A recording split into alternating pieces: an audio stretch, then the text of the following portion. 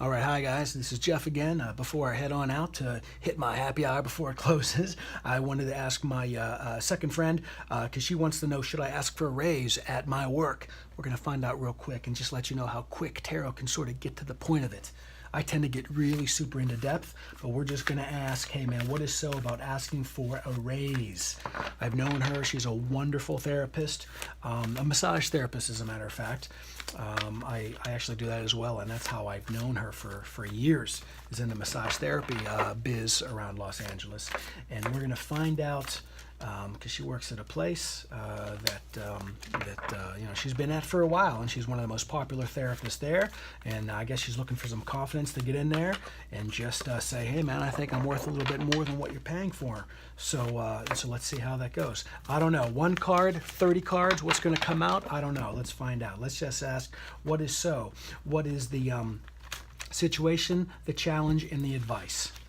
The situation, the challenge, and the advice. Here we go. You ready? The situation, the challenge, and the advice. All right, here we go.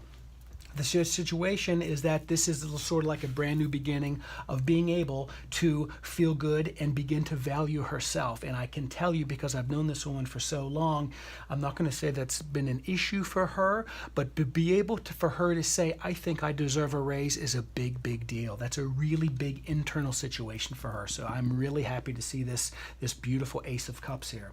The situation here, this is the challenge. The challenge is to be able to get into this thing called the unknown, okay? Because here we have this wonderful 5, which is about life challenges, but there's always these wonderful messages within. This is about just sort of mourning. This is just sort of about, sort of keeping in the same situation, because it's a healthy thing to mourn. Whenever it turns in reverse, that means you just kind of get stuck there. You don't really sort of move on, okay? So this is the challenge, is that she's just been paid a certain amount for, I don't know how many years she's been there, and so the challenge is for she's afraid to literally mourn whatever she's been paying, and be able to embrace this feeling of self-worth, to be able to go in there with confidence to just say, hey man, I think I'm worth more. I have a lot of return clients. I come in with positive attitude every single week, and I think that has a better value. Okay, so we're spot on here. This is the advice. The advice is that she just doesn't think too much about it. That's exactly the advice right in here. It doesn't have to be some long thought out conversation. Because of this dawning of a brand new sense of self-worth, it's best to let her emotions speak in this situation. Here it's just like, look, go in, have your logical arguments, have all these things listed out of why you think you deserve a raise, but this is about just going in, not really thinking, and allowing this really to speak. These 2 aces are really, really powerful in this particular spread, but this is the advice, is to go in and go talk to the, I don't know if it's the manager or the owner of the place where she works, but to just go in and allow her emotions that are dawning to sort of overrule whatever words that she could actually possibly think about planning out for herself. That's the advice, and I would say absolutely go for it, okay? Let's just draw just a real quick thing here. That's the outcome, and that's the result of the outcome. Okay, so here we go. Can you see this? Can you see this? The outcome is that there is going to be some movement. The result is that she's not going to be as happy with it as she had hoped for. All right, and we can do some other stuff with this.